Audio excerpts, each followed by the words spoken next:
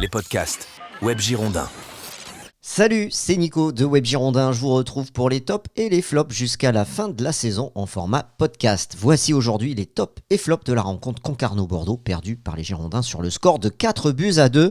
On commence par les tops de la rencontre. Le premier, c'est Calais Johnson, le gardien des Girondins. Il évite un score encore plus humiliant en multipliant les parades. Il en réalise 6 et en arrêtant un penalty.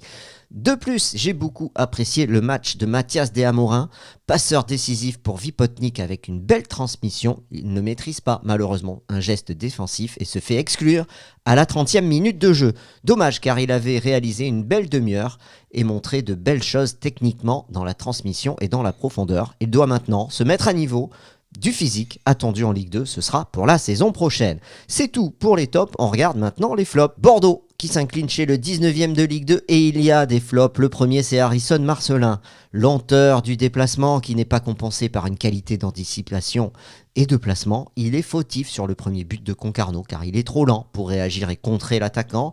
Il semblait perdu aussi sur le terrain, ce qui est assez inquiétant. Il gagne 4 duels dans le match. Le deuxième, c'est Yohan Kassubi. Un nouveau rôle de défenseur central pour ce joueur, pourtant formé au poste de numéro 8. Il est en retard sur l'égalisation des Bretons et il couvre le hors-jeu sur le troisième but des Tonniers. C'est un pari raté de l'avoir positionné en défense centrale. Il sort à la 87e minute. Le troisième, c'est Zuriko Davitashvili. Il a joué par intermittence. Il a pu disparaître pendant 15 minutes de jeu avant de placer une accélération foudroyante et se rappeler à notre souvenir.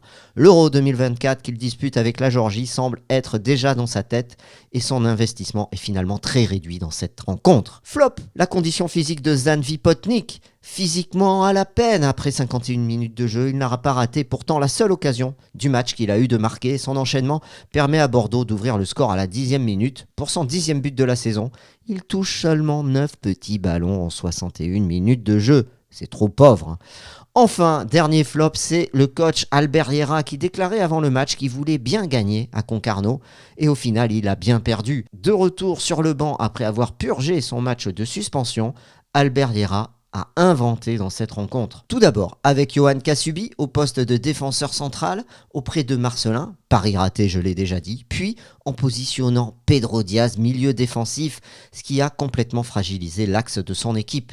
Après l'expulsion, le coach n'a jamais réussi à faire évoluer son jeu collectif en bloc afin de préserver l'avantage de un but puisque Bordeaux menait au score. C'est dommage car offensivement les Barinés blancs ont été percutants. Le coaching, par la suite, est inefficace, que ce soit défensivement ou en attaque. Tactiquement, les joueurs étaient désorganisés, ce qui a facilité les attaques adverses. De plus, son équipe ne semble pas en bonne condition physique, car beaucoup de joueurs semblaient éteints à la 60e. C'est terminé pour les tops et flops. À très vite sur webgirondin.com. Ciao.